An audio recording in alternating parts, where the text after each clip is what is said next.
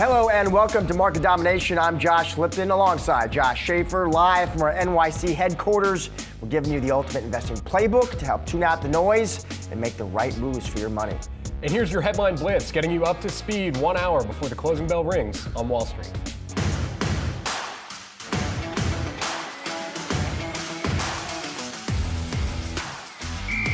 Nippon Steel, one of the largest steel makers in the world, the most technologically advanced steel maker in the world, was going to invest billions of dollars in the United States. And now if this truly is blocked and this is the final chapter, very likely this ends up to cut out some union jobs instead of investing in them. For the Rivian one, we knew, the company told us that Q4 was going to be stronger than Q3. They had a supply issue in Q3. The Q4 delivery number was actually consistent with their guidance. And with Tesla, yeah, it did come in a little below where consensus was. It actually was in line with our number. I think the buy side was expecting a stronger number. There was an expectation of a pull forward of demand ahead of Trump potentially cutting IRA credits and tariffs and all of that. Maybe that pull forward didn't happen as much as people thought, but it was still a solid number.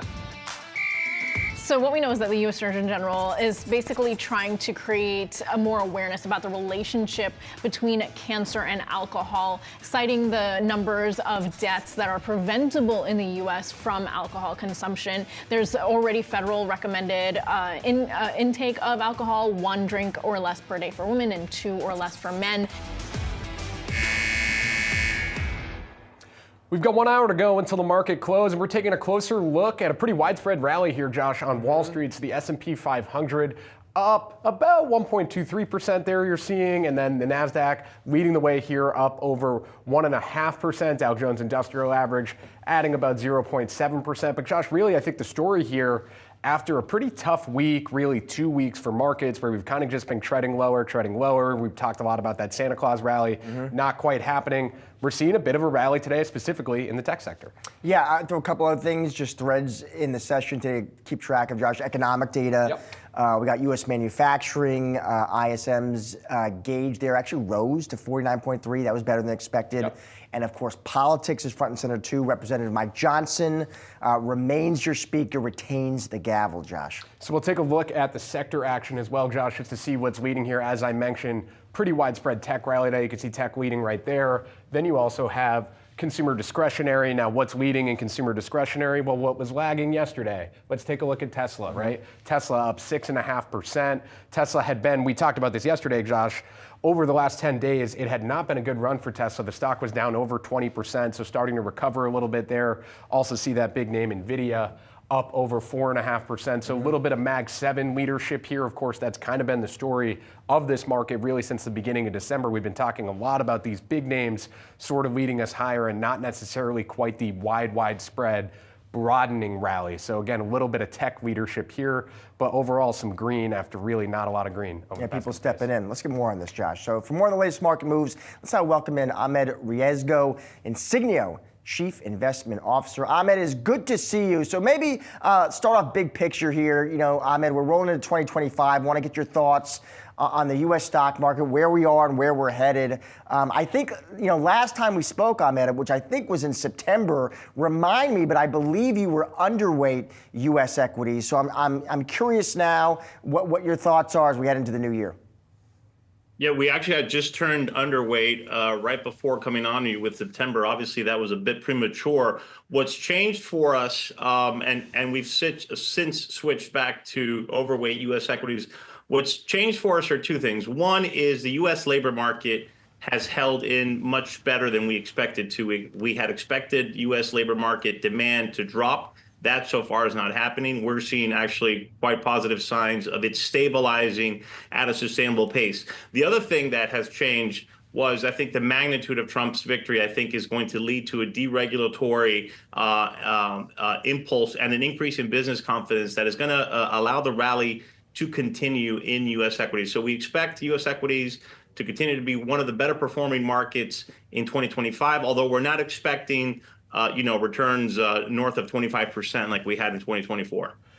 Ahmed, let's stay with that Trump rally, because I'm curious. We saw some big moves in certain sectors of the market, right through the end of November, a little bit into December, and then a lot of reversals. I'm thinking of maybe small caps, financials, some of the trades that were very popular among the Trump trade really just kind of unwound over the last month.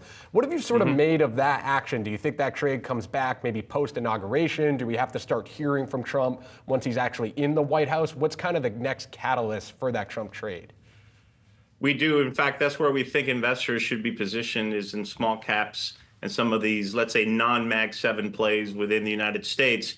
Yes, we gave some of it back towards the end of December, but I do think the moves that happened post the election are moves that, even from a technical basis, need to be respected. So we continue to expect small caps to outperform in 2025. And the Mag 7s, although we continue to expect them to have a positive year, we don't think they're going to be nearly as bellwether stocks as they have been for 2024. So we're basically telling investors to start looking a bit elsewhere. Stay invested in U.S., continue overweighting U.S. equities, but look for opportunities elsewhere other than last year's winners. I know you're not a politician, you're not a political strategist, but I have to ask you about the news today. We saw in Washington with Representative Mike Johnson, Ahmed. He is elected speaker. He retains the gavel. I'm curious, as a strategist, how you think about that. Does that give you greater confidence, for example, that Trump's agenda, cut taxes, cut regulation, which you were just talking about, that's going to get punched through? Yes, it certainly gives us hope and helps allay some fears that we had, some fears that surfaced a couple of weeks ago when we had the issues with the budgets going through, right? We were fearful that perhaps Trump's razor-thin majorities in the House and Senate would perhaps give him some trouble. So seeing Mike Johnson stay on as Speaker lets us know, it's a signal to us, and it should be a signal to investors, that the Republican core, the establishment, is working together with MAGA and Trump. And we expect at least, let's say, the core talked about tenets of his plan to be able to be pushed through. So how do we play that in the market then? What sort of areas do you think benefit the most from that? Yeah, it's like I said earlier, I think it's the sectors that benefit from not just deregulation, but also protectionism, because we do think tariffs are coming. So that's small caps at the expense of large caps, right? Tariffs are going to hurt larger cap companies a lot more because they're more likely to be the victims of any retaliatory actions from either Chinese or European authorities as well, right? So I'm looking at sectors like utilities, which I like very much in 2025. U.S. industrials, I think those are going to benefit tremendously. And like I mentioned, small caps as well.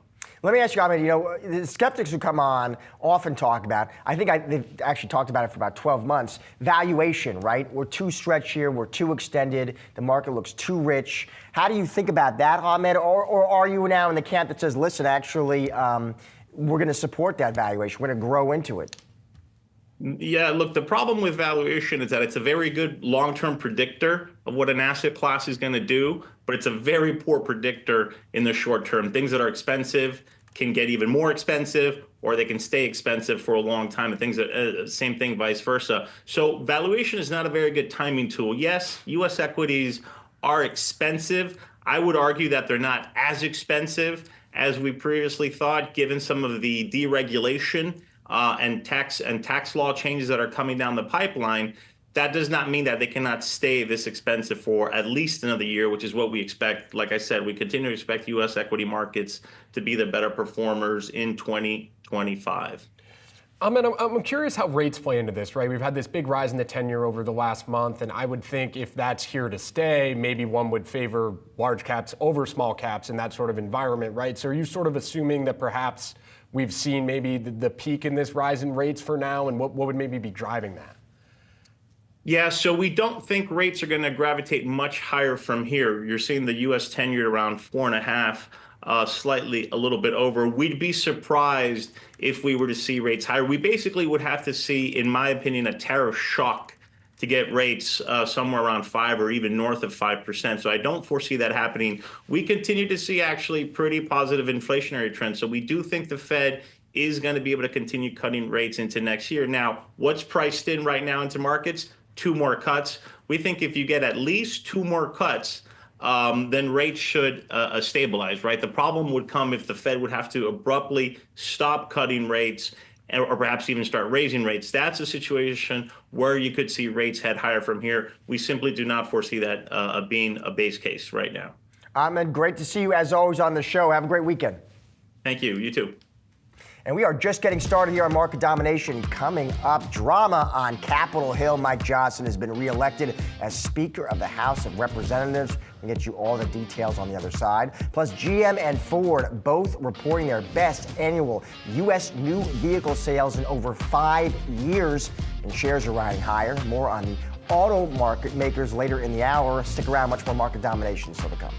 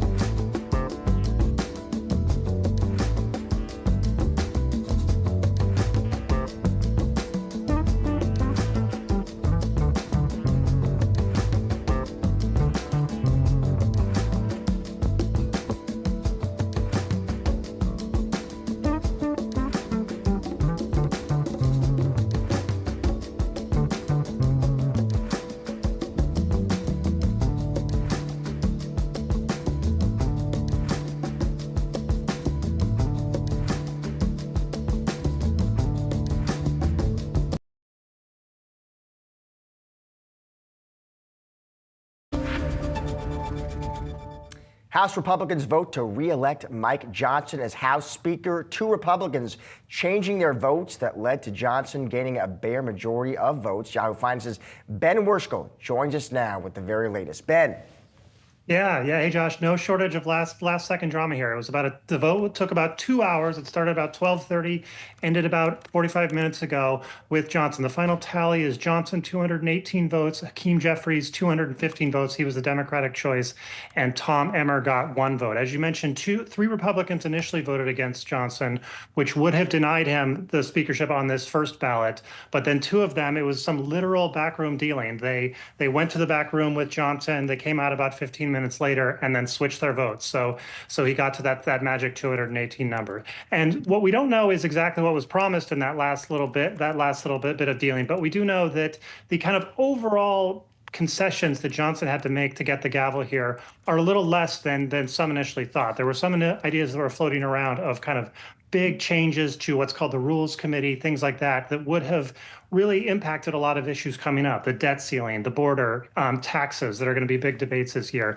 And Johnson seems to have kind of limited the changes there, but still got his speakership. So as a previous guest was noting, kind of this got through with a little bit of drama, but with kind of less big changes that might have been caused economic ripples in the year ahead. Johnson is speaking now, as you sort of can see there on your screen. He's accepted the gavel formally. He's called this this House to be stewards of the American Revolution. So he's now full speed ahead, and they're set to certify the electoral votes on Monday for President-elect Donald Trump. Ben Werschel, appreciate that report. Thanks much. For more on what's ahead for the 119th Congress with Mike Johnson remaining as House Speaker, we have Stifel Chief Washington Policy Strategist Brian Gardner joining us to discuss. And Brian, I guess I just want to start by just getting your reaction to Mike Johnson remaining. As Ben said, if you like drama, you're in the right place for the day. It may not have gone to multiple ballots, which I thought was a very real, if not likely possibility, but there was a lot of arm twisting. I mean, this was pure politics, pure power politics at play. So it was fun to watch. But it is a signal about how difficult it is going to be for Republicans to govern going forward. We saw 2 years of struggling at governance. They haven't solved those problems because their majority is even more narrow than it was in the previous Congress. On that point, Brian, I think many investors might have assumed, okay, there was a red sweep in Washington, right? The GOP is now going to be able to just kind of punch right through Trump's agenda. You're suggesting perhaps maybe it won't be that easy? So let's talk in terms of two words. One is majority. Republicans have the majority. That is clear numerically. Then there's control. They're not the same. And I would argue it's always been an issue in the Senate because of the filibuster requirement and 60 vote requirement. But in the House, I think Republicans govern with a coalition of moderates, mainstreamers, conservatives, and it's an uneasy alliance right now. Ben was mentioning some of the ideas that have been floated that Johnson may offer in return for support from some of the Freedom Caucus members on the Rules Committee and related items. That would have met with a lot of resistance from more moderate Republicans. It's a very diverse coalition, a very diverse conference that makes it very difficult to manage and lead. And so whether control is there or not, I think investors overestimate how much power Republicans have up on Capitol Hill, especially in the House. So given that, Brian, let's get specific here. Extending the Trump tax cuts, how do you actually see that debate playing out? So this is going to take a while. I mean, people think that this is going to be, item one and that Congress is going to pass an extension of the Trump tax cuts quickly. But there was a warning shot offered by Chip Roy, who was one of the holdouts early on. He did not vote. He did not vote on when his name first came up. He later voted for Speaker Johnson. But he said in December during the continuing resolution debate that he has news for Republicans that they're not going to get their tax cuts unless there are significant corresponding spending cuts, deep spending cuts. Well, those spending cuts are going to be anathema to every Democrat and to a large chunk of Republicans. They'll take some spending cuts, but probably not what the Freedom Caucus wants. And so the debate on how to pay for or offset some of the tax cuts is going to be a significant hurdle that congressional Republicans, House and Senate Republicans together are going to need to work through. So we may be at the tax debate for several months. Brian, is there certain policies that you think might move forward quicker? One of the debates that strategists keep talking to us about as they come on the show and they're thinking about it from an investor perspective is the difference between what Trump said on the campaign trail, what can actually happen, and when we're going to get those answers. Is there anything you think post-inauguration that could actually happen quickly that we'll start to have a better understanding of? Yeah, so any part of his agenda that is on the administrative side, the regulatory side, that can be done relatively quickly. So I'm thinking in terms of banking regulation. I think you're going to see a lighter touch on banking regulation and banking supervision. I think you're going to see bank M&A start to pick up as Trump-appointed regulators take over. They are going to speed up the process by which the regulators vet proposed bank mergers, especially for mid-sized and smaller banks. Larger banks, they'll still face some resistance, but it'll be an easier path for much of the industry. Cryptocurrency is going to see a new regulatory regime with Paul Atkins going to the SEC. Energy is going to see a different approach. There's a whole host of sectors that are going to benefit by a more benign regulatory environment. I would point out on the other side, because it can cut both ways. I think tech is in for a tougher time. Trump has already signaled that in some of his statements, especially big tech, in terms of antitrust. And your previous guest talking about the small cap, large cap dynamic. I agreed with what he said on small caps because of tariffs. Tariffs can be implemented relatively easily. They'll be proposed early on. They'll be implemented probably mid-year. And that's probably a positive for smaller caps that are a little bit more immune to foreign trade than larger cap companies. Final question, Brian, just as somebody who knows Washington inside and out. I'm just curious to get your take on the role that Elon Musk now plays on our kind of national political stage. You know, he supported Representative Johnson here for the speakership. We've had some policy analysts come on, Brian, who have argued that Musk does have impact on the House, but they've argued to us that his sort of influence and impact ends there. It does not extend into the U.S. Senate. I'm wondering if you agree with that. So he and Vivek Ramaswamy working on this Department of Government Efficiency DOGE project, which we've been down this road before in previous administrations trying to reduce spending, make government more efficient. We've never seen it with two gentlemen who are so charismatic and so present on social media. We've never had this in a social media age. And so they have a different tool at their disposal than previous efforts have had. So I do give them, I think they have an advantage that others have not had. At the same time, there are some proposals they are going to come up with that are going to need congressional approval. Getting rid of the Consumer Financial Protection Bureau, getting rid of the Department of Education. Those are all things that need to go through Congress. And I'm not sure that they can sway Congress the way that a lot of people think they can. Brian, it is always great to see you and have you on the show. Thank you so much for joining us. Josh and Josh, have a great Friday. Well, Ford and General Motors starting the new year on a high note as the automakers report upbeat full-year sales for 2024. And Yahoo Finance's Praz Subramanian joins us now with the details. Praz, what did we learn? Josh, how you doing? So yes, Ford and GM both had sales up over 4% for the year. Pretty strong sales year. Basically what this meant was they had their highest overall sales numbers for the year since 2019, so pre-pandemic. So really good numbers here, kind of return to normalcy. What's going on here? We're seeing Ford selling a lot of trucks, a lot of EVs, and we're seeing GM sell a lot of full-size SUVs, EVs as well.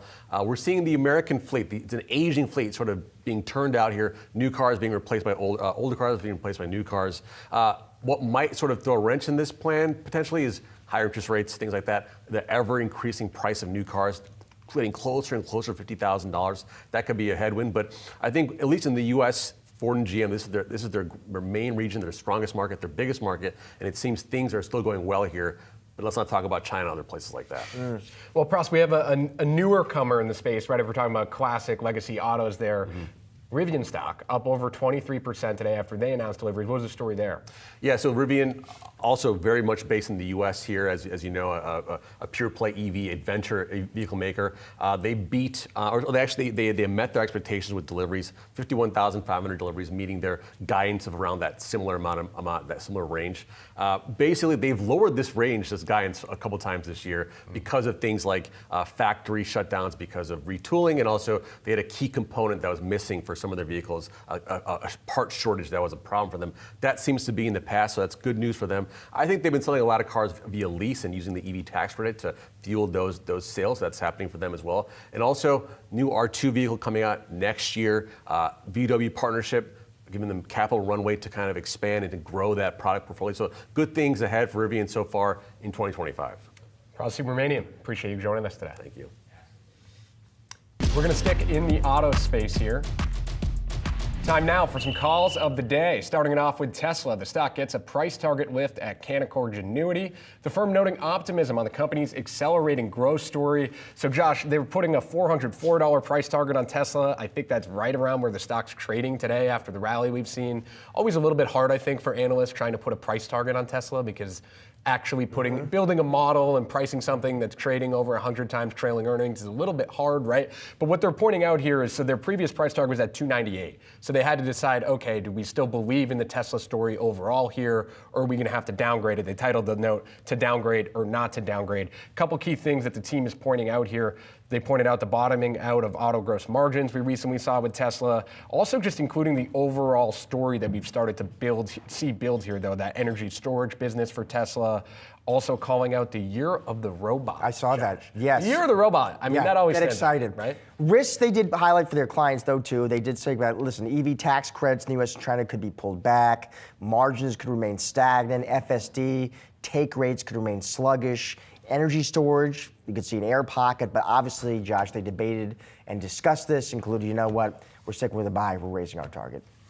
Tesla. Turning to Amazon. Let's look at that stock getting a price target lift at Wolfe Research, the firm highlighting AWS growth and automation. So this was part of this broader note, Josh, where they said, listen, they think 2025, they told their clients, could be another positive year for internet names. Amazon, they do name as the top pick. They continue to remain, they named Amazon as top pick at the time of their launch in July 24. They say we continue to remain constructive on it. They call out different reasons why. They say upside to retail margins. They talk about healthy, sustainable AWS revenue growth. Bottom line, still like the name. Yeah, Josh, and not a surprising call here when you think about the different AI calls that people are making going into 2025. Amazon keeps coming up. People seem to really like this name. Part of it is sort of that move from to the services software side of this AI trade, right? What are companies that aren't necessarily, Amazon, of course, getting into building chips, and we know that that's a large part of this story as well, but they're a cloud service or cloud service provider, right? How are they monetizing AI? How are they making their cloud services better via AI? That's part of this trade and seems to be part of where people feel like the AI trade could move in 2025 is perhaps beyond semiconductors, pure semiconductor plays, beyond who's just powering AI, but companies that can simply make more money off it and start to see profits grow a little bit. Also, the team at Wolfe, by the way, just quickly, not just Amazon, on Meta, they say they remain constructive despite the significant outperformance of the last 2 years. Interesting, here, part of that, they say TikTok divestiture, listen, we know that's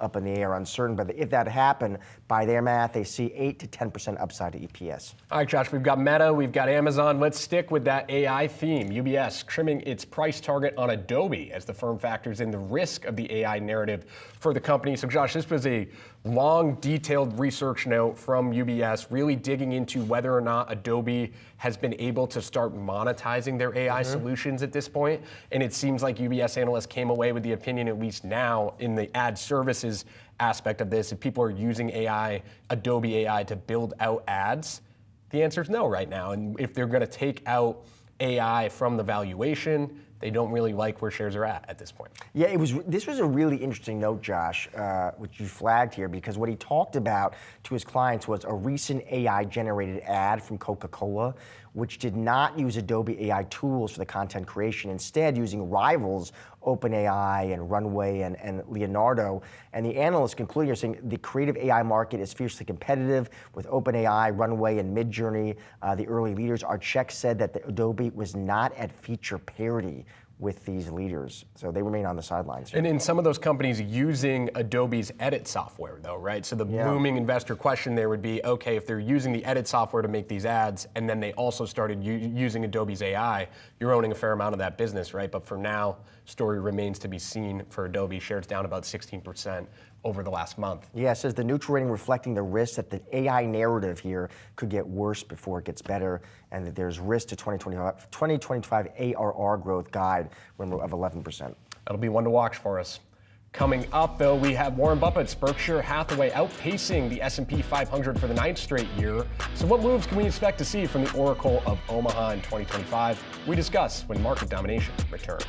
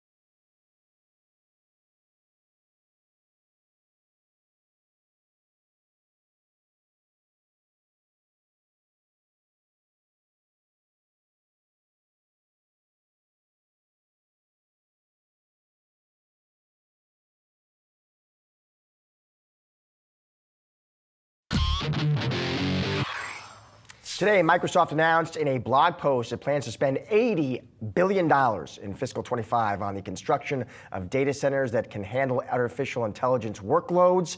Advancements in AI technology are pushing chip makers to be more optimistic about 2025. Headwinds, we know, though, could come from geopolitical and competition concerns. Joining us now to talk about all this is Tejas Desai, Global X Assistant Vice President and Research Analyst. Tejas, always good to see you. So let's start with that Microsoft news. They're going to drop $80 billion on these AI data centers. Tejas, listen, that's a big number. It's a headline maker. It's not that surprising, though. Listen, investors know big tech, they're spending big on building out AI. Absolutely. Over the past couple of years, I think big tech has had significant evidence of success when it comes to artificial intelligence. They've been delivering services through their cloud computing franchises, through their existing technology platforms, and they see the ROI value of those investments, and they're coming back bigger and stronger for more. And that benefits companies like Nvidia that provide the chips, the infrastructure that is needed for AI, but also a large number of data center companies as well as other semiconductor players. And sort of the flip side of that argument has been, or the bear case at times, right, has been, well, there's only 4 hyperscalers that are spending all of this money on these chips. What if they realize one quarter that it's not helping as much as they thought it was, right, and they stop spending a little bit? Is there any chance that that's something that happens in 2025, that some of these companies say, all right, we've spent a lot, let's maybe scale back and see how much productivity we're actually getting out of this? Well, semiconductor investments tend to be cyclical, and there is always the risk of those investments being pulled back at a certain point. But we don't think 2025 is really the year for that to happen. Number one, mostly because the Blackwell chip that NVIDIA is bringing out to market is incredibly efficient and powerful, and we believe that still will deliver a lot of the compute power that is necessary. But outside of that, if you zoom out and focus on where this trend is going, AI infrastructure is maturing, and by 2030, in fact, we believe that nearly 80% of all of the spending that goes towards AI investments will go on AI inferencing infrastructure. And that market is still yet to develop. So with AI use cases developing across the board, we see that demand for most of these compute-related hardware should remain pretty strong. And so you mentioned Nvidia, Tejas, which had obviously just a stellar 2024. Looking ahead at 2025, I'm curious what you see. We've had some tech analysts come on who say, listen, they look at Jensen Huang, the team, the technology, the install base, the developer ecosystem, and they see another strong year ahead. But I'm curious whether that's what you see. We tend to agree with that. I think if you look at the Blackwell ramp-up, the data that is coming through in December from some of those early installments is very strong. We think that they can continue to hold that line through 2025. Typically, data centers were being built with a 4 to 5 year timeline in mind. That is being compressed, so we're seeing a refresh cycle come through in a couple of years now.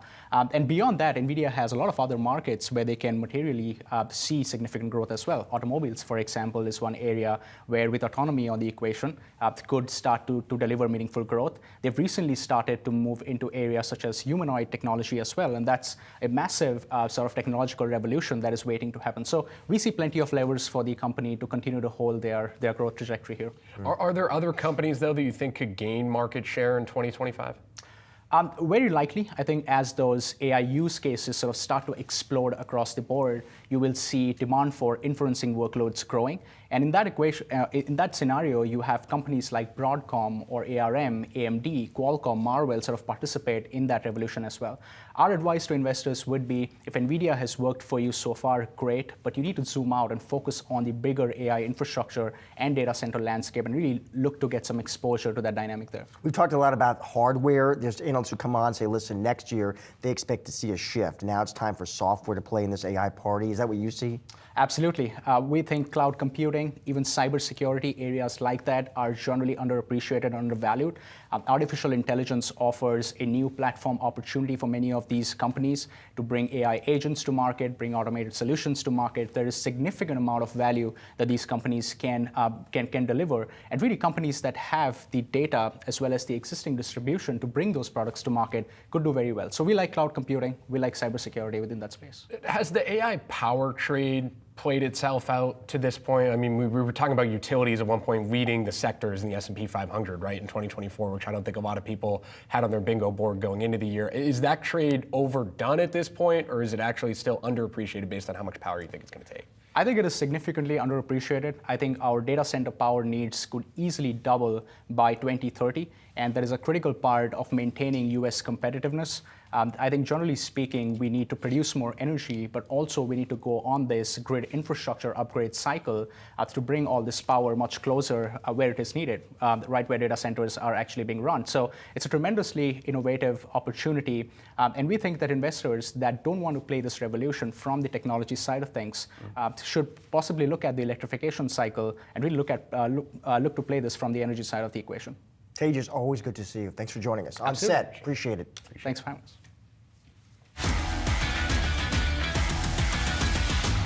All right, time now for some of today's trending tickers, and you can scan the QR code below to check out the best and worst performing stocks of the session on Yahoo Finance's trending tickers page. First up, let's take a look here at shares of Cerence surging as the company announces a partnership with Nvidia. Josh, so this one, a big move in today's trade, and really this is a voice AI company talking about an expanded collaboration with Nvidia to advance the capabilities of its, I guess, family of language models. Company's saying here, Josh, this expanded collaboration with Nvidia equips Cerence AI with scalable, reliable tools and resources to develop next generation user experiences in partnership, they say, with its automaker customers. Yeah, so Cerence AI, a company that works with car makers, Josh, like Volkswagen, GM, Mercedes, Stellantis, Hyundai, Ford, so, most of the automakers you could probably name. This is a company that's working with them to provide AI solutions within some of those vehicles. And it's an interesting thought based on the conversation we were just having, right? Talking about the other areas that NVIDIA is in, but could they get in further? And you think about the automotive industry and how far can AI go? We talk a lot about autonomous driving, but something as simple as just AI-powered solutions on the GPS screen that's sitting in your car, right? If we're getting them in our phone and we're using AI solutions in our phone, it would certainly make sense that you'd also want that to just say, hey, I want to go to the store, and the AI solution helps with that, right? So I think the NVIDIA story continues to just sort of fascinate me in the different ways that we are starting to see how the AI is actually applicable. And I think when you think about something like a car, it's a little bit easier to understand. Okay, I can see how an AI agent is going to help me get from point A to point B and understand when I ask for a gas station and do things like that. Interesting also, Josh, just looking at the market action to see NVIDIA come back a little bit here, up about 4% today. Stock really hasn't gone anywhere since earnings in November. So sort of been waiting for some key catalysts. Of course, Jensen Huang speaking at CES next week. Maybe that's the next key catalyst for NVIDIA. For sure. Also taking a look at nuclear stocks, Josh. Seeing a pop as the Biden administration eased tax credit rules for hydrogen production. So we're taking a look on your screen there. You see Oklo shooting over 23%. I want to highlight Vistra Corp too, Josh. That was the best performing stock in the S&P 500 in 2024. It's up another 15% in the first 2 days of 2025. We were just talking about sort of that AI power story, where nuclear fits into that, where general power fits.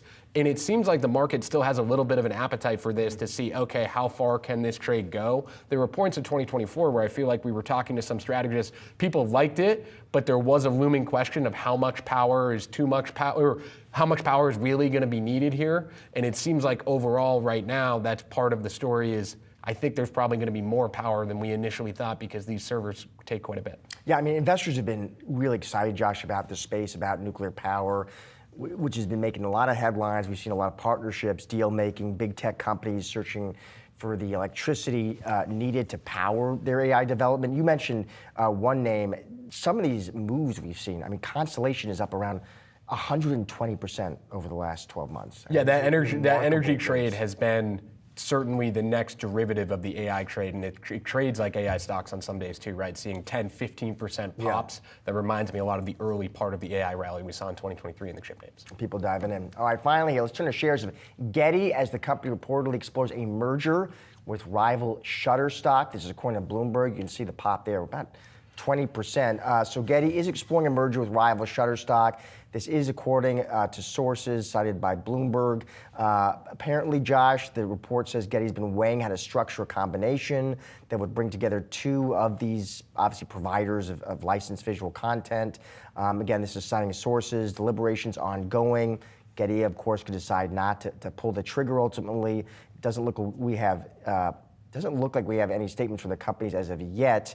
per Bloomberg. A lot of questions here too. I mean, obviously with the new Trump administration, how would trust busters feel about this as well would be front and center. Yeah, definitely, Josh. And with Getty, it's always important to zoom out on that chart as we're doing right now, I believe, on our screen. That stock has basically just tanked since they went public via SPAC in 2022. And I think what's interesting, not to bring everything back to AI as we keep doing these couple minutes here, but Getty has a database that one could certainly see the use case for in an AI world, right? If you're operating one of these AI servers and AI generated images thing, Getty has this massive database that they should be able to potentially sell or at least get licensing for. And that's an interesting part of this story. Think about a company like Reddit and what they've been doing with the licensing of some of their data. So Getty also sitting on a massive crop of data, and they're a company that has seen revenue really kind of just go flat over the last couple of quarters, Josh, sitting at around 230 million per quarter. So where are you going to grow top line? Maybe there's opportunity there, but again, definitely wait and see on this merger and what's actually going to happen with it. Yeah, and again, I mean, this would be, a merger of two significant players.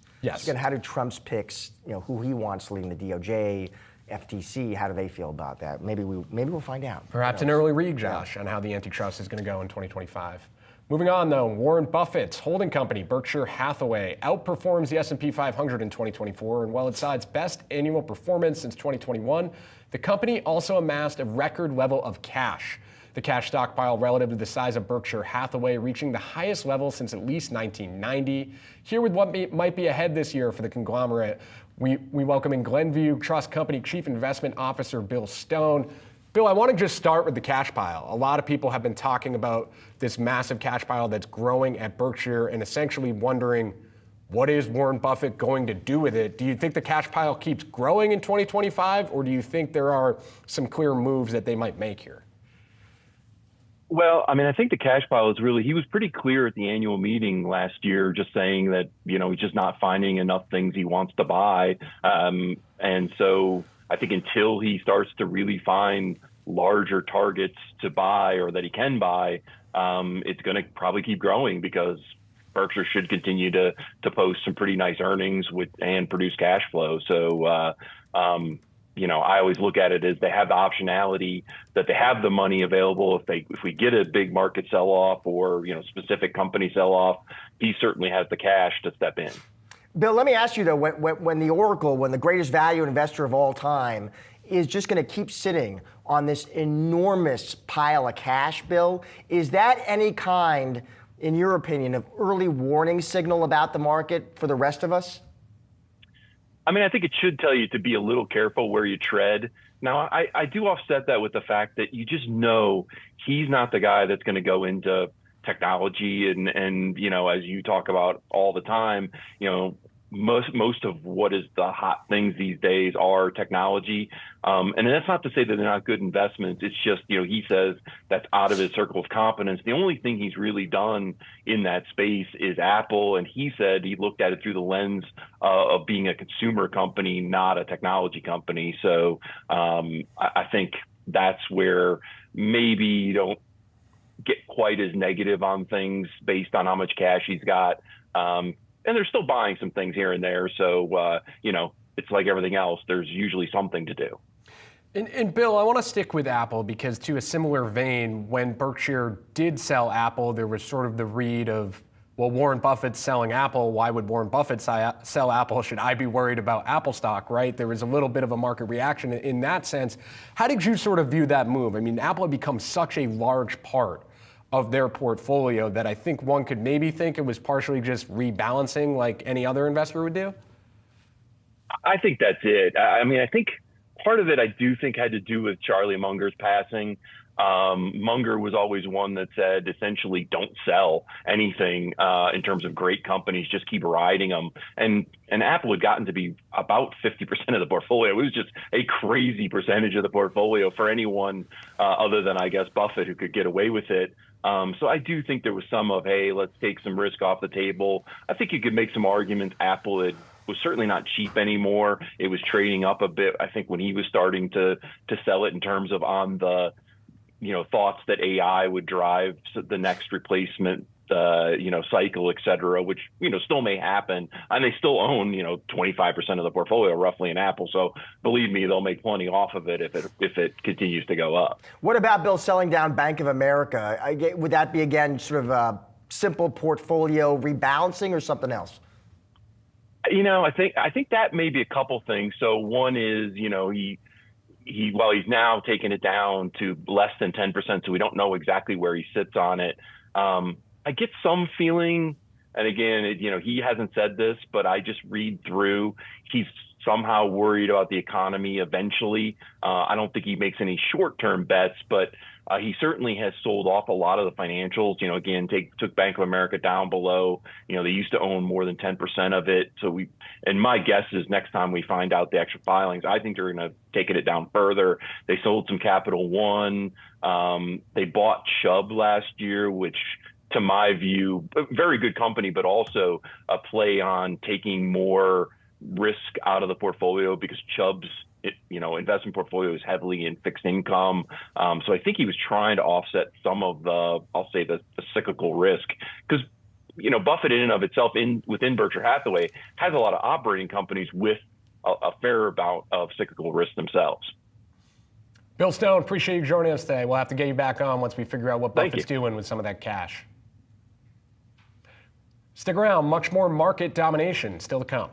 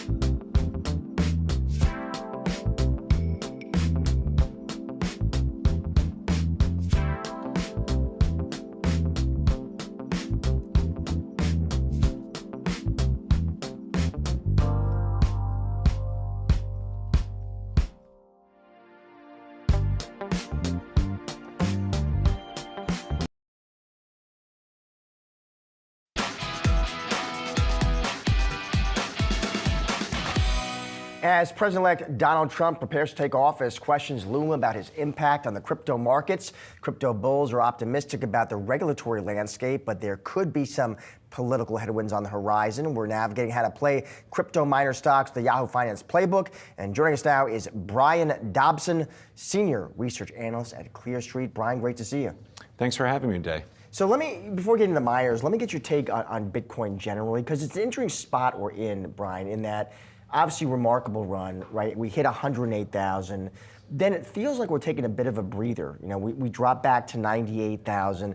Bloomberg had an interesting piece too, noting investors yanked a net $333 million from BlackRock's iShares Bitcoin Trust ETF on Thursday. They say that was the most withdrawn since the fund launched a year ago, Brian. So I'm curious, when you look at the landscape here, is it just a breather or is it the start of something else? What do you make of it?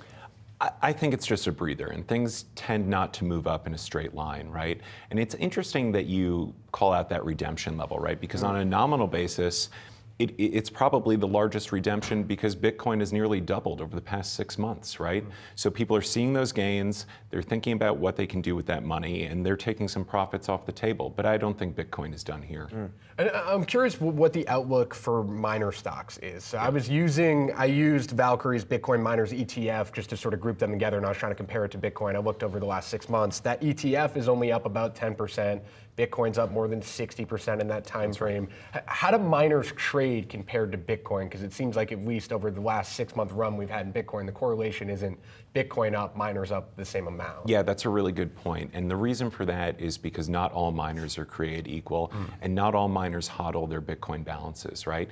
So you'll see stocks like CleanSpark or Marathon vastly outperforming that ETF, and it's because they've held onto the coin and they've gotten the leverage from the upcycle in Bitcoin. Also, there are some Bitcoin miners that are struggling to perform here, and you're seeing many of those models try to pivot to other arenas like high-performance computing in order to maintain their multiple and investor interest. And so when you're looking for miner stocks, then, are you looking for miners that do keep their Bitcoin on their balance sheet then? Yeah, so there's two different types of miners you can look at, and I like them both, right? I like miners that have a pathway to pivot into high-performance computing, and I like miners that are efficient operators that hodl their balances, like CleanSpark.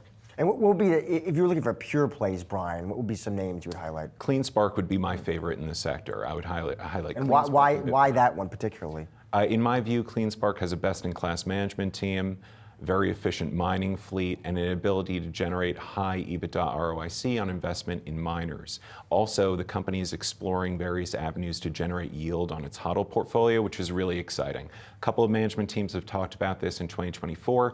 No one's really articulated it. I think CleanSpark is going to be the first one to first base as far as generating that yield return. We can't talk about crypto in 2025 without talking about politics, right? That's and right. I'm curious, what are you watching for overall from this administration that's supposed to be quote unquote friendlier with crypto? What actually needs to happen for this to benefit miners? Well, the one thing that I'm looking for and I'm most excited about is the approval of an in-kind exchange from the Securities and Exchange Commission. So right now, Bitcoin miners can't take their coin and bring it to a Bitcoin ETF and get shares in that ETF, right? But if that rule were to change, and it doesn't seem too arduous to have it changed, Bitcoin miners would be able to do that, and then they could take those shares, bring them to their prime brokerage partner, and participate in securities lending income, right? Essentially generating a 2 or 3% interest rate on their HODLs by loaning out those shares for people that want to short it, the same way that you generate income loaning out traditional equities.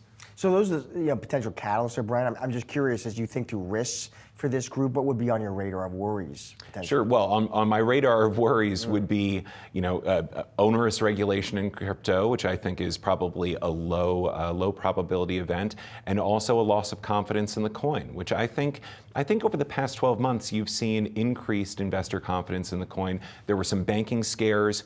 During those banking scares, Bitcoin rallied, showing that people were engaging in a flight to quality. I think that all bodes well for Bitcoin. And overall, for Bitcoin miners, Do you need Bitcoin to be going, like, do we need to see a massive rally in Bitcoin in 2025 for miners to continue to benefit, or is that not necessarily how the trade works when we're thinking about investing in miners? Yeah, I don't think that you need to see a massive rally in Bitcoin, right? You just need to see these miners continue to mine the coin efficiently, and you also have to look for the global hash rate or global difficulty rate not to ramp excessively. And I don't think that's going to happen because there's a bottleneck in the manufacturing of mining rigs, right? So that global hash rate probably won't be able to ramp too fast at this point. Sure. Brian, I appreciate your time and those picks.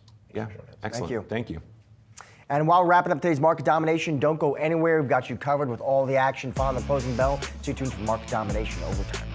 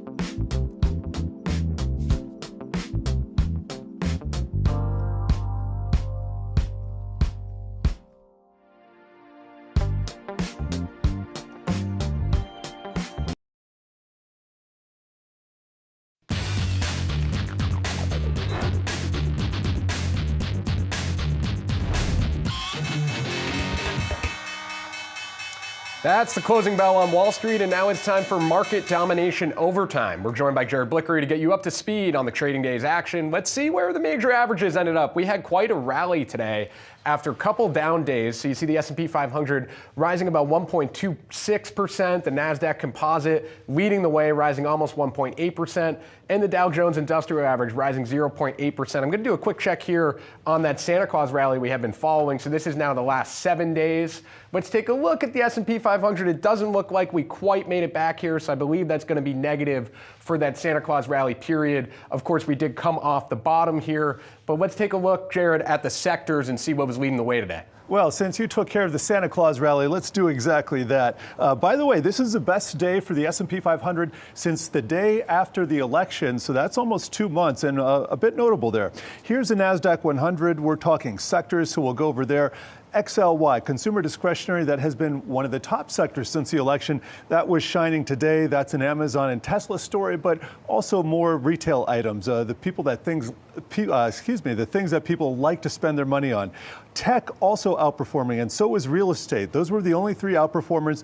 The only two in the red, and they were just barely red, was staples and materials. So overall, very bullish day. And in case you're wondering how the new year is shaping up, pretty close to what we were just looking at, although energy is in the top spot if we consider the price action from yesterday, the same two sectors that were underwater today, underwater for the year.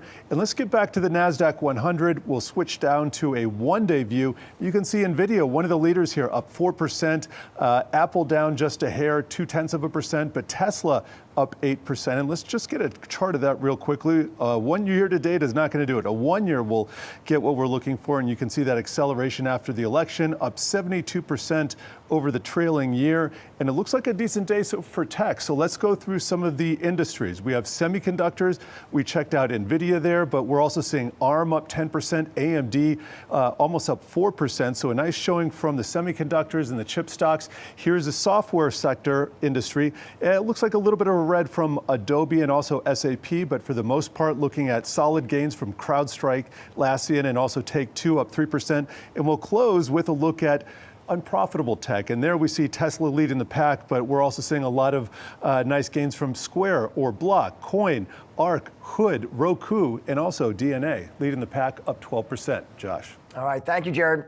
For more on today's action and what's ahead for markets in 2025, let's now welcome in David Miller, Catalyst Funds co-founder, chief investment officer, and senior portfolio manager. David, it's good to see you. So maybe high level here, David. Listen, 2024, great year. 2023 was a great year. As we head into 2025, you sound generally upbeat, positive. How come?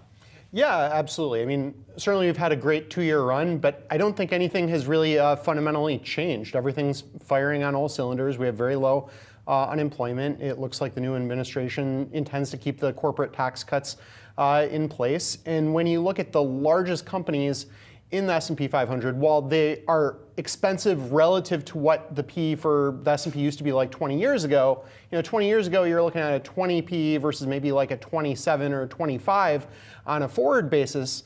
Where we are now, but it's a very different type of S&P 500. 20 years ago, we were dealing with companies like General Motors, Ford, GE, Citigroup that were the largest companies, very cyclical, very capital intensive. Whereas you look at the companies today, you're looking at Google, Meta, Microsoft, Nvidia. These companies are as close as you can get to printing money as far as large companies go, and they have these amazing tailwinds, amazing margins, about 12% net margins today versus 7% back then, and it's much more secular growth versus cyclical. So that's why I really like it. So David, I'm curious then, at what point would valuations come into play and you would start to be concerned? Because we are still pressing higher, right, on that PE, and we really have been over the last year. Market concentration is still pressing higher. It's a conversation we've been having for a year and a half.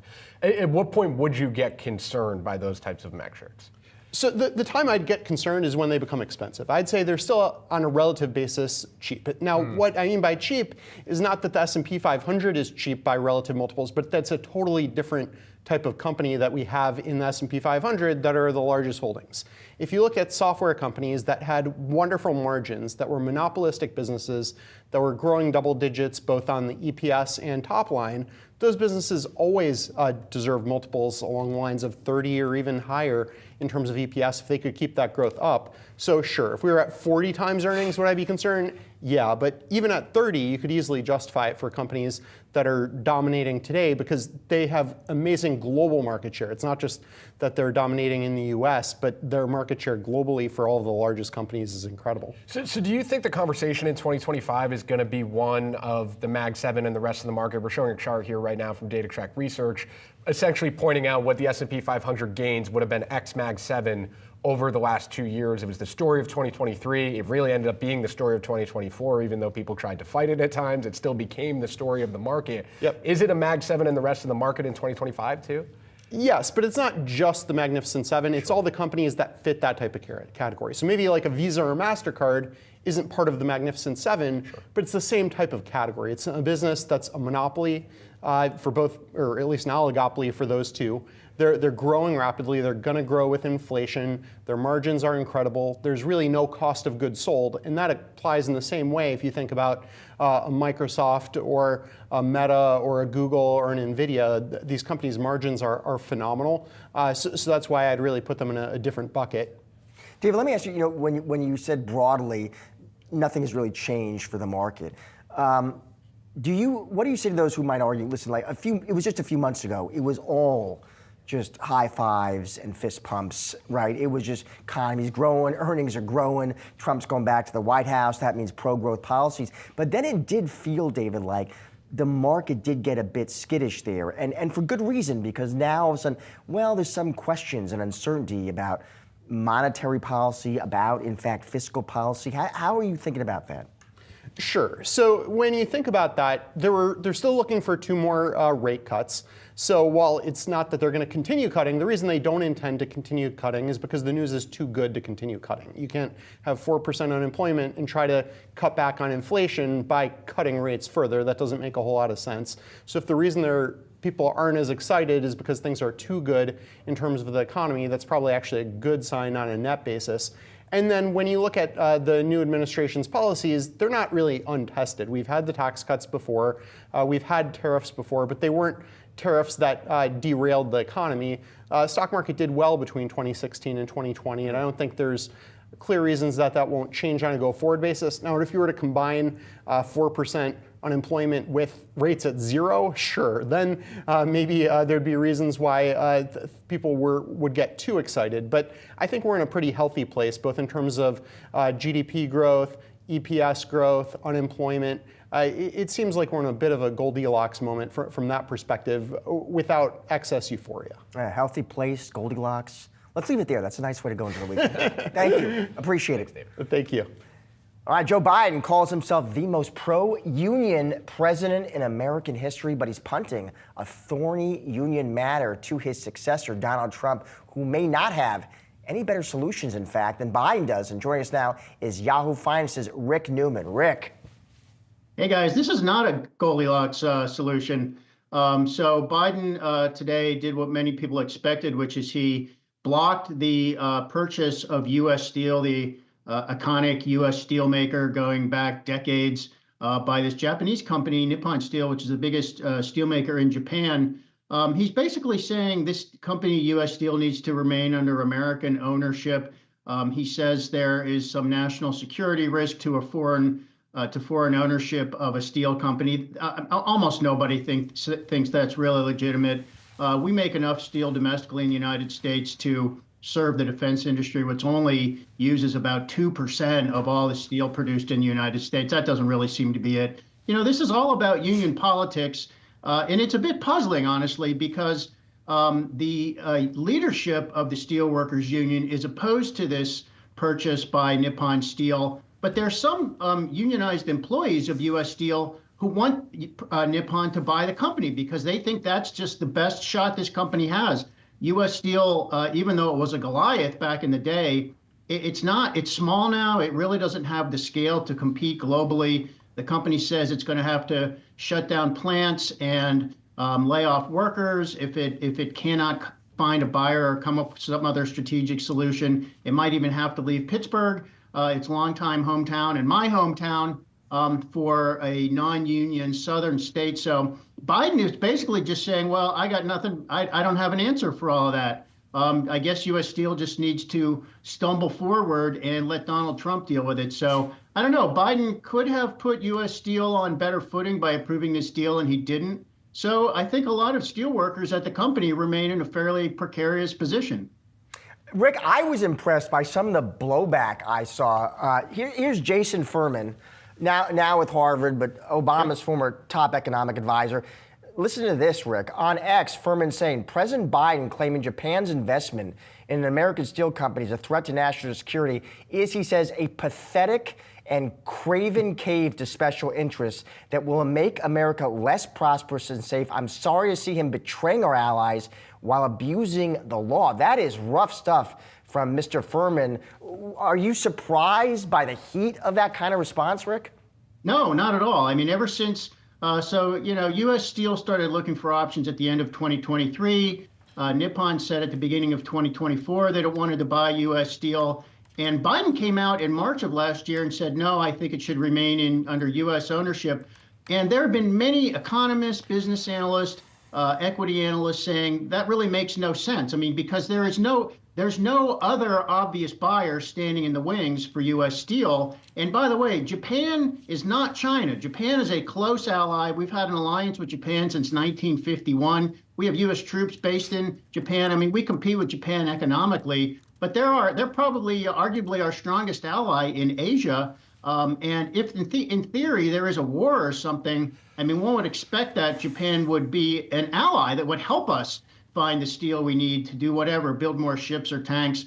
And as a business case, this isn't even that big of a deal. I mean, we're talking about 15 billion, not even 50, $15 billion here for this deal. I mean, this is not even a huge company anymore, U.S. Steel. It's not even the largest U.S. steel maker. It's the third largest. So this would, a deal would have given U.S. Steel a way forward. And now nobody knows what its way forward is. U.S. Steel has basically said, business analysts have backed this up, it is not that viable as a standalone company, so it has to do something. And Biden's kind of like, let Trump deal with it. Rick, we have to leave it there, but it seems like plenty of fallout that we will keep following. Appreciate you joining us. See you guys. Coming up, Microsoft is betting big on AI data centers in 2025. We'll get you more on that when Market Domination Overtime returns.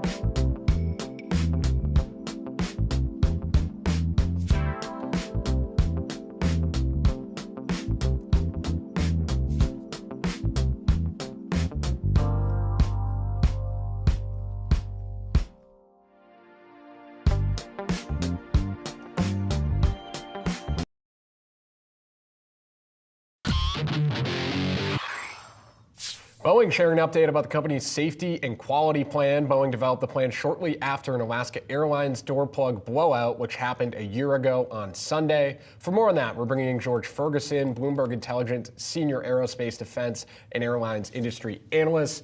George, I guess I'm just curious what you make of the update from Boeing and how much of a difference you think these plans can make for them.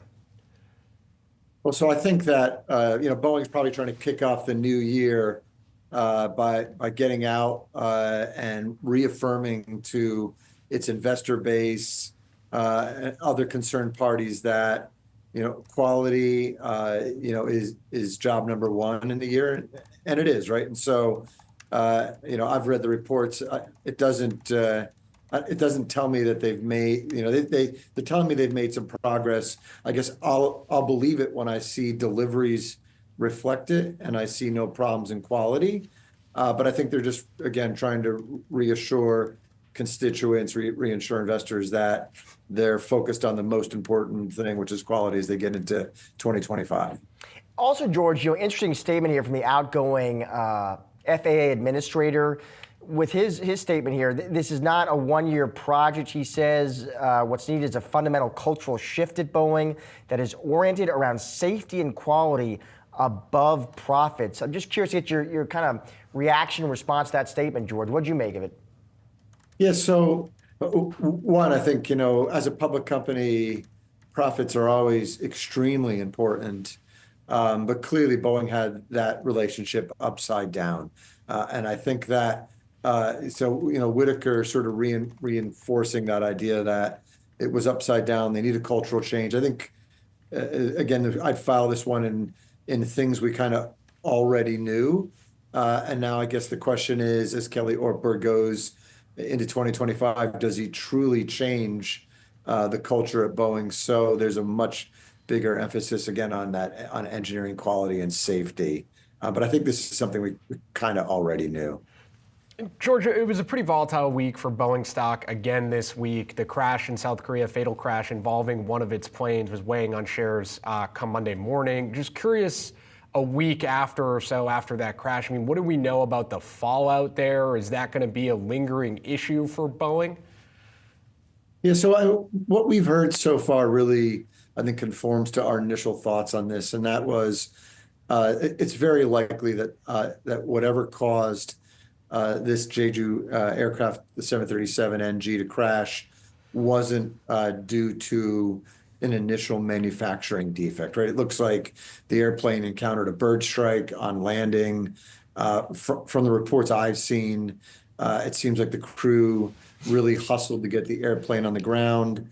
Perhaps not even fully completing all the steps they may have been able to complete to get landing gear and things like that down. Now, I wasn't in the cockpit, so I don't want to second guess them a lot. But experts I've heard in the field tell me that those landing gear can be put down with cables, but it takes a while to go through the checklist to get it done. So I think that those initial reports and everything we've heard so far really indicate to me it was a 15-year-old airplane. It was a next generation 737, which is the predecessor to the MAX, the one that Boeing's had the problems on. All of that indicates to me that this shouldn't linger. We did see investors, I think, get a bit concerned and spooked over it early, but I think it's something that shouldn't linger, shouldn't hang over the company this year. I think it's going to largely be dismissed as something other than a manufacturing issue. George, I'm curious with the incoming administration here. So the current FAA administrator, George, steps down January 20th. So you'll have a new head of that agency. How, if at all, does that change at the top there, George, possibly impact Boeing? Yeah, so I think that, as we think about the long-term health of the U.S. aerospace industry, it would be good to have another FAA administrator, that's actively engaging with Boeing, overseeing Boeing. I think you're going to get that, but I think if we didn't, that would be bad. Boeing is the U.S. national champion for aerospace when it comes to manufacturing fuselages. They're an important exporter for the U.S. I think they have important skills that we want to keep inside our economy. And so as we watch the new, whoever the new FAA administrator is going to be, again, really hoping that they'll be engaging Boeing fully, because we want these skills. We want this company to be healthy. And finally, George, just curious to get your take on Kelly Ortberg here.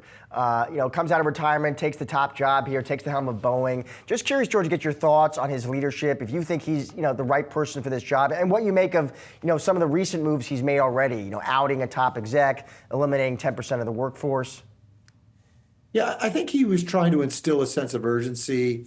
I think he's been saying and doing the right things, but for us, the proof is going to be, I guess, to use that old adage, in the pudding, and maybe in this case, the proof is in the deliveries, right? And so, again, look, Boeing needs to be very focused on safety and engineering culture, quality, but at the same time, they need to deliver airplanes.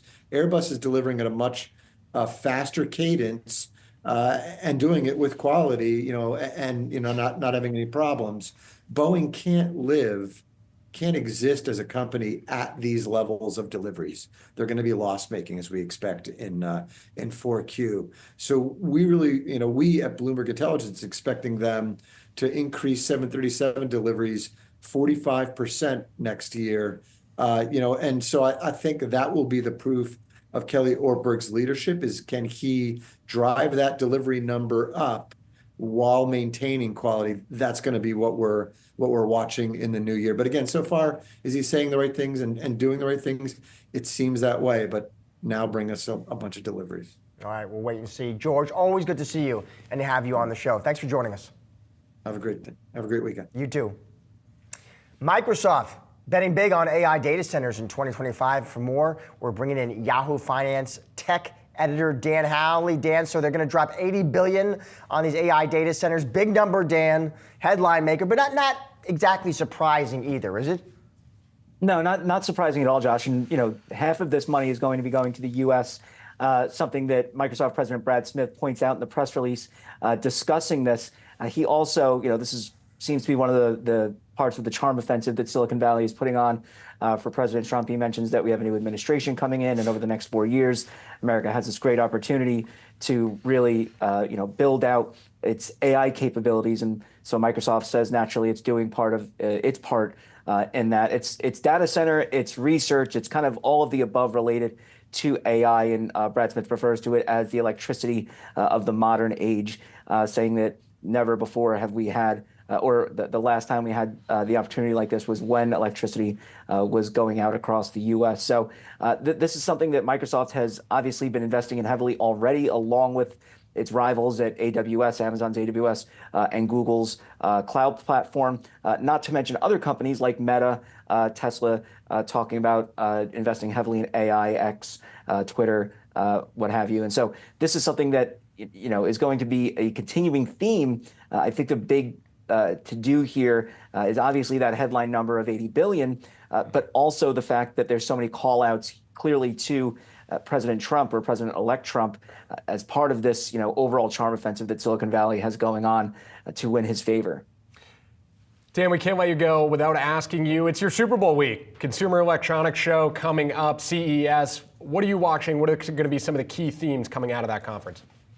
Yeah, there's a number of things that I'm kind of looking at as far as CES goes. I think the first and foremost is obviously going to be AI, but not just AI generally. There's AI agents, which are advanced AI capabilities that can do things autonomously or semi-autonomously for you across various apps. So, for instance, an AI agent could pull information from your email and drop it into, for example, a spreadsheet app or a other kind of doc or a customer relation management doc, basically trying to streamline different processes to get rid of that mundane work. This is something that companies like aforementioned Microsoft have been talking about. Google showed off capabilities similar in a demo, but pointed out that it was just a demo.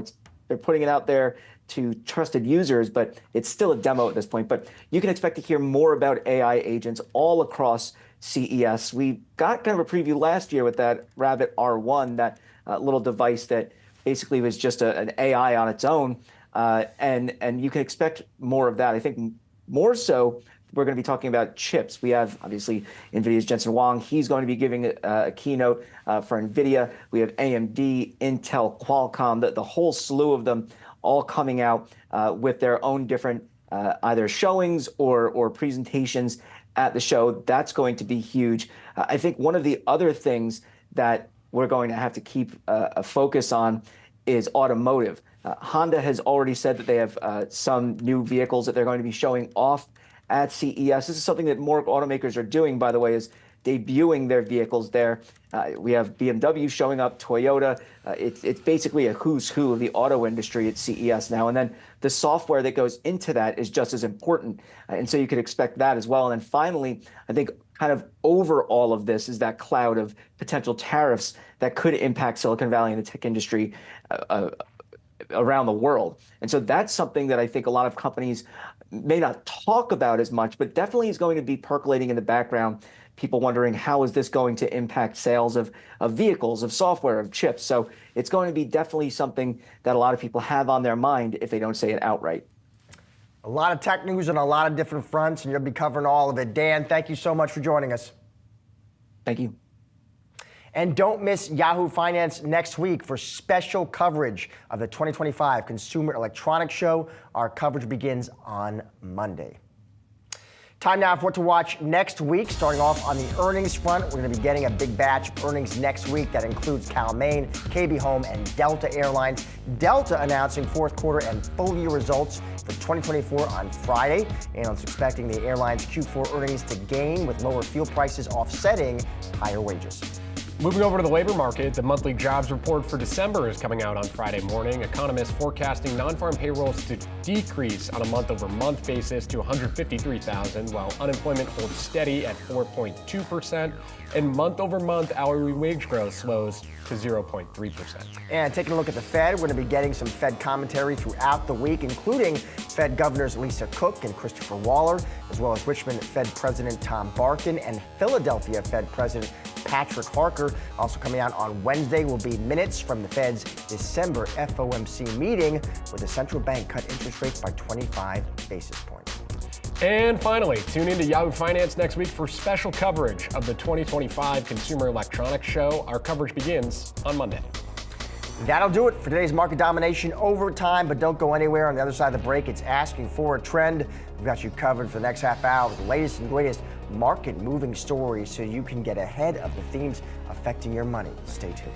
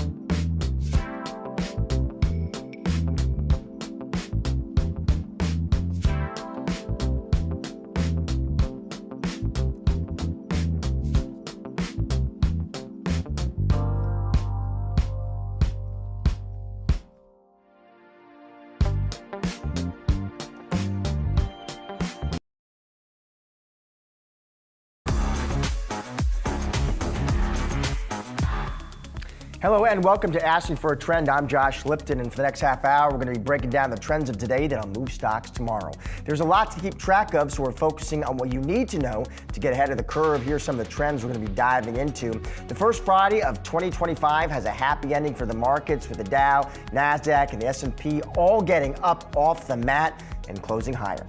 Then a potential TikTok ban could have far-reaching implications for the advertising industry. We're going to explore who could get hit hardest and who could benefit the most. Plus, are you participating in Dry January? If you're not, chances are you know someone who probably is. We're going to dive into the economics of Dry January and why it's one of the beer industry's most important months.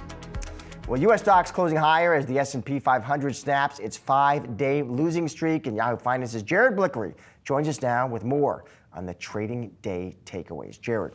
We got to begin with Santa Claus because it's a new year, right? Well, the Santa Claus rally, and by the way, Fickle Santa kind of speaks as to what we've seen this year. The Santa Claus rally is the last 5 days of the prior year and the first 2 days, trading days of the new year. And guess what, Josh? This is, it's negative. I'm going to show you this in the S&P 500, down 53 basis points, about 0.5%. So what, you might ask? Well, you know, there are some predictive things about this. In years past, when the Santa Claus rally is green, that tends to mean that the whole year is going to be green. And sometimes, just sometimes, like in year 2000 and 2008, when it was red, well, that portended some trouble on the horizon. Those happen to be two of the worst examples. But before we move on, I just wanted to show you real quick some interesting price action today. This is today's sector action. XLY, that's consumer discretionary, up 2%. I'm going to show you what's happened since the election. And by the way, this was the best day in the S&P 500 since the election, and that's why I'm doing this. But you can see the sectors that have been outperforming here, that means greater than the S&P 500 over these roughly 40 days. We got XLY, XLC, XLF, XLK. Those are the mega cap sectors plus finance. So it's been very narrow since the election. And you take it all back, we're trying to figure out what's happening in the new year, in 2025. A lot of what's happening right now kind of plays into that. Can I ask you about that Santa Claus rally? Yeah, let's go back to that. We pay attention, and historically for good reason, Jared. But is that the only barometer I should be watching? Are there others, in fact? Barometer is a key word here because we have something called the January barometer, which basically means as January goes, the entire year tends to go. So while these 7 days are kind of important, there have been some false steps over the years, some false signals. In fact, last year, 2024, was one of those signals when the Santa Claus rally said, all right, this is red. You should be a little bit scared going into the new year. But guess what? We had 20+% returns. And then you consider January is a much bigger sample size of the whole year. So I'm looking at the rest of the performance in January. By the way, 2024, that January was positive, and it pointed successfully to the gains that we saw only a few days ago in cap. All right, Blick report number 2. Guess what? We're watching the dollar doldrums, not because the dollar is depressed, it's because of the ennui that it's producing in markets. If you would just kind of humor me for a second. I want to show you what the dollar has done since the election. I'm going to use the US dollar index. It's an imperfect one. Index is kind of a basket, but it's one that we have here. And let's just draw this since the ELE election. That's been about 40 days. And you can see there was an initial spike here. So right after the election, the initial reaction was up. And why is that? That's because a lot of the things that Trump is facing and also a lot of his policies kind of lead to a higher U.S. dollar. Now, something he's inheriting is a high current account deficit, but when you take a look at tariffs, when you take a look at deregulation and a number of other things in his platform, those are kind of leading and suggesting that we're going to have to deal with a higher dollar. And while presidents and people and officials like to talk up a strong dollar, it's not always in the best interest of risk markets. And along that vein, you know I do a podcast, right? With Sydney Freed here, one of our producers. We interviewed Jessica Inskip for 24 minutes, and she did an interesting study about the Trump trade and about how Trump tariffs in the first regime played out. Let's take a listen. And then couple that with some headwinds that we could potentially have, which are those tariffs. I did a wonderful study going into the deep dive of Trump 1.0 to see what was happening with tariffs. The thought of tariffs definitely didn't spark volatility because it was used as a bartering tool. We weren't sure unsure what actually was going to be there. But once they were implemented, we actually did see volatility of about 18.5%. But that was coupled with a restrictive Fed. So that brings me back to which is what we do not have right now. Exactly. We got a Fed that's easy. Raises an excellent point. Trump 1.0, the Fed was in a different phase of the business cycle. So now we have an easing Fed, and that just changes the dynamics. Am I going to make a prediction here? My prediction is that it's going to take a few months for things to shake out and for us to really get a handle on what's going on in the new year. All right, final Blickery point. All right, what never sleeps on the weekend? Bitcoin. Bitcoin is nearing 100,000 yet again. And a few days ago, there was all kinds of chatter on the social media platforms about this head and shoulder pattern and how it was imminently going to be broken. And guess what? It bounced up from support. Now, I'm going to show you what everybody was looking at here. Here's a 3-month chart. Hard to see that on this 3-month, and hard to see it on the 2-month. Let's get some candlesticks in there. But here is here's the left shoulder, here's the head, and then here's the right shoulder. But what critically has to happen, you have this base down here, this neckline at 90, 91,000. You got to go below that. And so those calls were premature. What this is right here, this is just a consolidation, nothing more, nothing less. And when you look at the longer term chart, here's a 5-year. Well, that's still a bull market by any definition. So heading into the weekend, I'll be watching Bitcoin yet again, and maybe it'll crack 100,000 for the 3rd time. Very quickly, only because I know when you talk Bitcoin, you talk MicroStrategy. Yes. Anything I need to be watching with that ticker name? MicroStrategy had a great day thanks to Bitcoin. I want to see MicroStrategy over $400 come Monday, Tuesday. All right, Jared. Thank you, buddy. Appreciate it. Moving on, a ban on TikTok in the United States is looming, and the impact would be felt far beyond users looking for viral dance videos. Joining us now is Rachel Tipograph, MikMak founder and CEO. Rachel, it is good to see you. So you have, Rachel, important inside information about where our big advertisers are putting money to work. So with that in mind, Rachel, I am curious, what about TikTok? How popular still is TikTok with our marketers? TikTok is extremely important. MikMak works with over 2,000 of the biggest brands in the world. And during calendar year 2024, on any given day, TikTok was our 2nd most trafficked channel. Meta was number 1, representing 38% of our traffic, and TikTok number 2 at 36% of our traffic. If this was 2 years ago, TikTok wouldn't even have made our top 5. We've seen a 200% year-over-year increase in TikTok traffic. It is enormous, and the power of TikTok is very clear to brand advertisers. You can win mind share the way that you win mind share via television, and you can drive sales the way that you drive sales in a platform like Amazon. So the TikTok ban could really raise large questions for brand advertisers. All right, so advertisers still love TikTok. I'm curious, Rachel, what really is TikTok's competitive advantage here? What are they bringing to the table beyond just eyeballs that's attracting marketers? Yeah, it's the ability to build brand and drive conversion all at once. Typically in advertising, you'll find a channel that's really good at one thing. TikTok is really good at the full funnel. It captures your attention with the content and the algorithm, and through personalization, it drives you through the funnel to get you to convert. So it's the power of the entire marketing funnel that exists within TikTok. You find some of that in Meta, you find some of that in Alphabet, but TikTok is the whole story. And so really the basis of all of this is the content, the community, and the algorithm.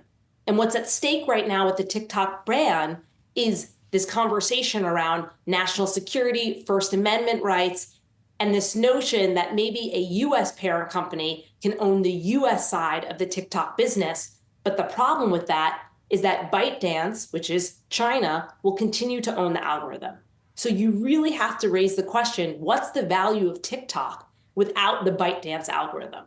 Let me ask you this, Rachel. If TikTok did get banned, and who knows, it's very uncertain, right? It's in flux. But if it was banned, Rachel, as someone who knows the space so well, who would benefit from that? A lot of people would benefit from it. So on the advertising side, I think the number one player to look at is Alphabet.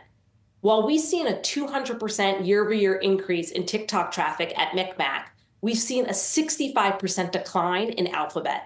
It's the biggest area of decline. So who's going to gain? You're definitely going to believe that YouTube is going to gain here.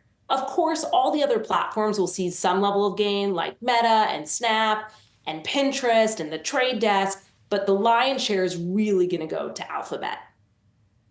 On the other side of this is TikTok Shops. TikTok Shops has now become the 4th biggest marketplace in the US.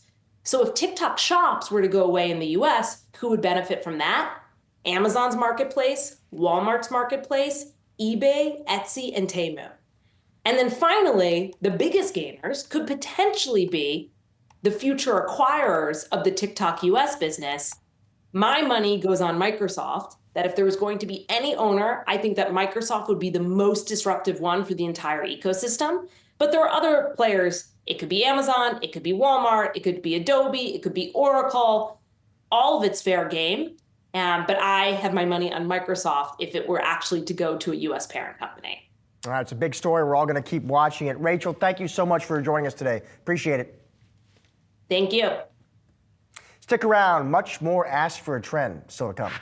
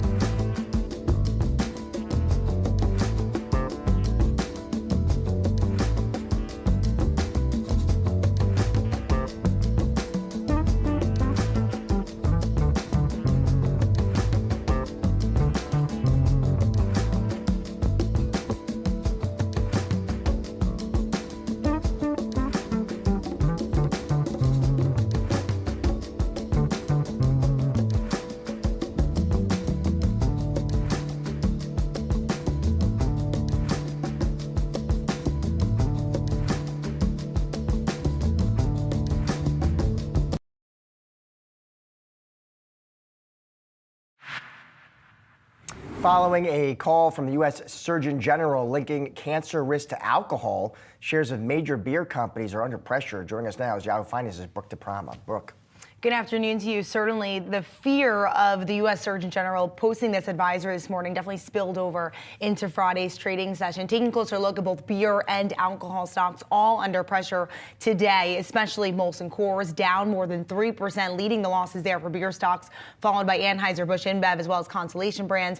Taking a look at alcohol stocks, Diageo leading the losses there, down nearly 4%, followed by Pernod Ricard and Brown-Forman, down around 2.5%. Now, in the advisory, it said that each year in the U.S., alcohol led to 100,000 cancer cases and 20,000 deaths. It also said that it was linked to 7 types of cancer, including ones most known like breast, liver, and colon cancer, certainly spooking Americans today. The U.S. Surgeon General also calling on companies to add warning labels to wine, spirits, as well as beer, similar to what we see on cigarette packs. But whether or not this will actually go into effect, well, that's largely up in the air, especially with a new administration coming in, I believe, 17 days. And in addition to that, Congress would also need to play a role in mandating these warning labels on these, beer, wine, and spirit bottles as well. So the advisory, Brooke, I mean, listen, it got a lot of attention and for good reason and headlines, but what are the possible implications for the industry. Yeah, well, experts telling me that this is the least of major concerns that are up against the industry right now, and just another setback following many reports of less alcohol consumption overall. In addition to that, the rise of non-alcoholic beverages. We also are seeing pressure on premium drinks, especially due to lower discretionary income. And perhaps the biggest one that we'll be watching is potential implications of proposed tariffs by the new Trump administration. Of course, we don't know if and when those will definitely go into effect, but those could certainly lead to price increases if they do. And so experts telling me that this is just another setback. This is something they've been warning the beverage and alcohol, or rather beer and alcohol industry up against in the last few years. And so they're thinking there are other bigger concerns on the table here than this U.S. Surgeon General advisor, especially since we don't know if it will definitely happen with the new administration coming in. Yeah, it was a big headline that moved stocks for sure. Brooke, thank you. Appreciate it. And joining us now to further discuss the Surgeon General's warning plus the economics of dry January is Justin Kissinger, World Brewing Alliance CEO and President. Justin, it's good to see you. I want to talk about dry January, but first, Justin, just get your take there. My colleague Brooks report, the U.S. Surgeon General is saying, listen, labels on alcohol should have a warning about links to cancer. I'm curious, Justin, what you make of that. Well, first of all, thank you so much for having me on a Friday afternoon. Really appreciate it. I'm aware of the advisory coming out today. I haven't had a chance to fully digest it. I think with anything like that, consumers with questions about the relationship with alcohol and health are best served by talking with their healthcare professional or their doctor. Beer is a low alcohol beverage, and brewers are innovating lower and no alcohol versions of their products. We're going to continue to develop in that space, and we think that consumers who want to reduce or limit their alcohol intake have a great set of options when they come to the beer category. Yeah, it's an interesting conversation also, Justin, just about how far you would take this. Would you put, you extend to warnings on candy about tooth decay? It's a big debate. I'm sure it'll keep getting discussed. I want to switch gears, Justin, talk about dry January as well. It's a period of time, listen, people are going to cut back or just cut out alcohol altogether. I'm curious, as you represent the beer industry there, how is dry January thought of there, Justin? I mean, is it a good thing for the industry? Is it a bad thing?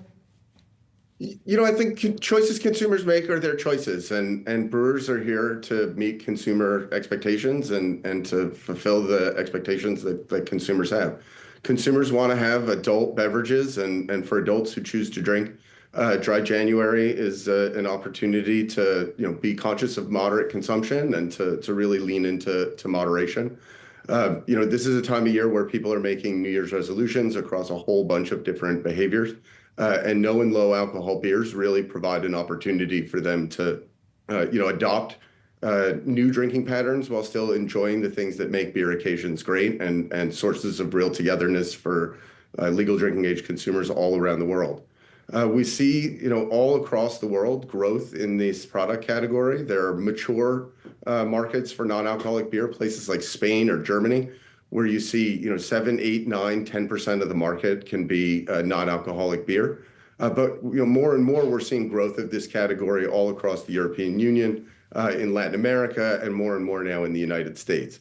In the U.S., there's a lot of room to grow. It's a small portion of the market right now, but there's a huge opportunity to grow into those more mature markets going forward. And it's all around, providing those options for consumers and empowering them to make choices that fit with the lifestyle and occasions that they need to have.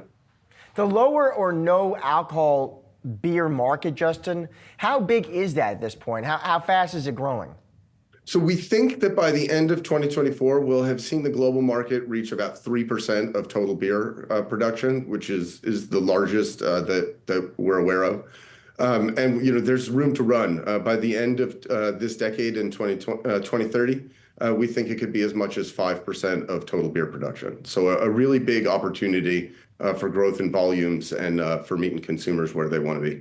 Are there certain demos, Justin, certain groups that gravitate more to the lower or no alcohol beer segment than others? Yeah, we see a lot of experimentation in Gen Z and uptake in that demographic, millennials. Older drinkers who have declining consumption are reaching for these products because they want to stay in the moments and the occasions that are important to them. Getting together as adults and having a beer is something that reaches across all sorts of different occasions. whether it's drinks after work or at a sports game match or a celebration. Consumers want to be part of this, and no and low alcohol options really expand the field and make these occasions more inclusive for anyone who wants to be part of them. Justin, thanks so much for your time today. Appreciate it. Have a great weekend. Thanks for having me, Josh. Take care. Stick around. Much more Ask for a Trend still to come.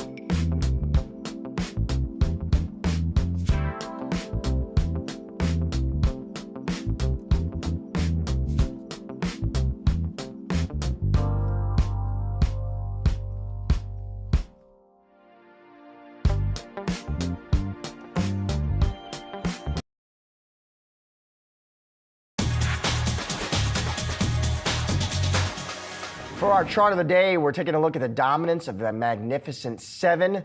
Yahoo Finance's Josh Schaefer joins me now with a closer look. Josh. Hey, Josh, yes, we talked a lot in 2024 about the broadening of the stock market rally. People expected stock market gains to move from just these 7 companies that included Nvidia, Tesla, Apple, and move to the other 493 members of the S&P 500. But what we have with us here today is evidence that that did not happen in 2024. So what you're seeing here is the S&P 500 performance without the Magnificent Seven. Pretty weak performance, about 4.1% in 2023, 6.3% in 2024, so a little bit better. And this is the actual S&P 500 performance. So the Magnificent Seven still doing significant lifting. This is research from DataTrack Research showing how much the Mag 7 were actually contributing in 2024. Now, of course, the key question being, will this continue to be the trend in 2025? And I asked that question earlier to David Miller, Catalyst Fund's co-founder, CIO, and senior portfolio manager. Here's what he had to say. Yes, but it's not just the Magnificent Seven. It's all the companies that fit that type of category. So maybe like a Visa or MasterCard isn't part of the Magnificent Seven, but it's the same type of category. It's a business that's a monopoly for both, or at least an oligopoly for those two. They're growing rapidly. They're going to grow with inflation. Their margins are incredible. There's really no cost of goods sold, and that applies in the same way if you think about a Microsoft or a Meta or a Google or an Nvidia. These companies' margins are phenomenal. So that's why I'd really put them in a different bucket. So David, really talking about tech strength overall, there are companies that are exposed to tech in large cap companies, saying that yes, we'll move beyond the Mag 7, but maybe large caps continue to be part of the bias for the market. Another company that contributed significantly to the S&P 500 gains in 2024 was Broadcom. Ticker symbol AVGO. That stock was up over 100 or nearly 120% over the past year or so. Of course, we're still using this moniker Magnificent Seven, Josh, but it's really transitioning into a little bit more of big tech, companies that maybe have AI exposure, companies that have strong cash flow, companies that continue to grow earnings. And overall, that's been a big tech, large cap bias. And so at least David Miller saying he thinks that's going to be the continued trend in 2025. All right. Thank you, Josh. Appreciate it. And that is a wrap on today's Ask for a Trend. Be sure to come back Monday at 4:30 p.m. Eastern for all of the latest market moving stories affecting your wallet. Have a great night.